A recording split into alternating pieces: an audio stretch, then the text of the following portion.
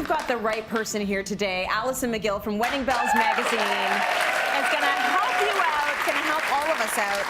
Who knew this is actually the peak engagement time of the year? Everything has a season.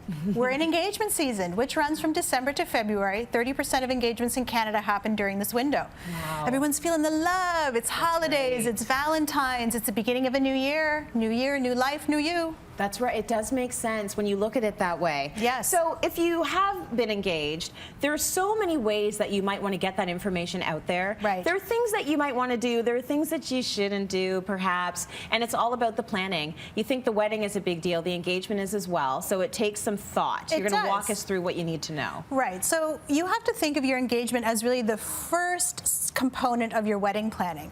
So when we talk about this, let's just get it out there. We need to talk about the ring selfie, because it's a big deal. Selfie. It's fairly common. It's kind of expected, but it's still a little bit gauche and a bit of a humble brag for some people. I agree. Right. Like sometimes, I guess it's depending on who that person is in your life. Right. You might see the ring selfie and say, oh my gosh, they actually did it. Yes. Or you might see the ring selfie and be like, oh gosh, I'm so done with these. Like well, it depends how it's done. And it's depends how it's done, how you caption it. Yeah, and you gotta plan for the ring selfie. Like, and when I say that, I mean filters, I mean nail polish, I mean hand position.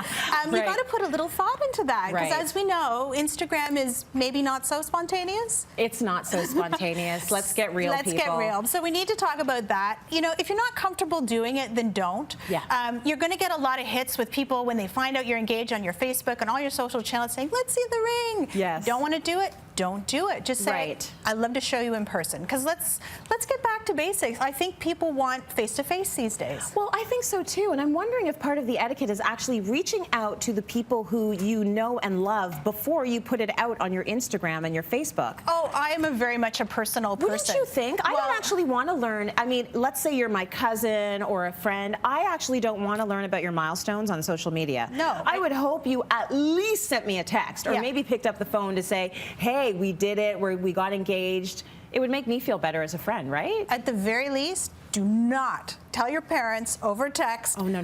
With a photo no. on social media. No. Not setting a good tone. Not at all. So with that engagement selfie, or however you're presenting it, think about the rest of your wedding on social media, because the engagement is the first step. That's the first step. So we're talking hashtag, start hashtagging, create a creative, fun, clever, simple hashtag for your guests. Think about what the rollout of that is going to be for your engagement into your wedding, because you're going to start aggregating all of this content on your social network. You know why else the hashtag is a good idea? Because now you can actually get the people that come to your engagement and your weddings, you can just take their pictures.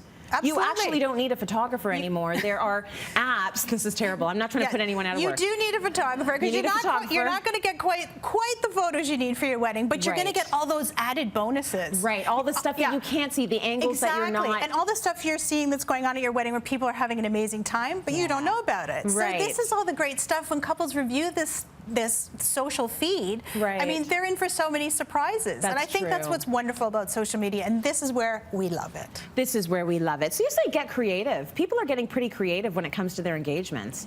They are. I mean, I think that the proposals have become larger than life in some cases.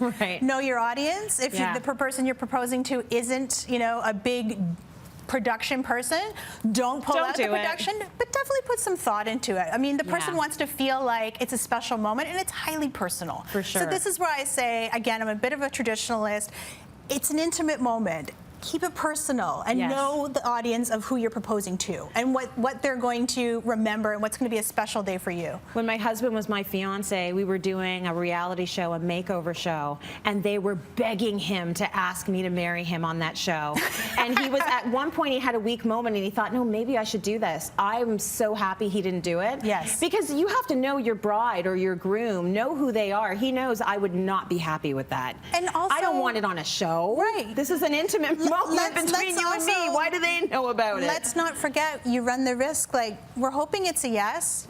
Right. But if it's not, I'm embarrassed. Exactly. So listen, we barely slayed the list here. Let's put it online. Can we put the rest of this list online, and we'll have you back to talk about the after the engagement? You got it. All right.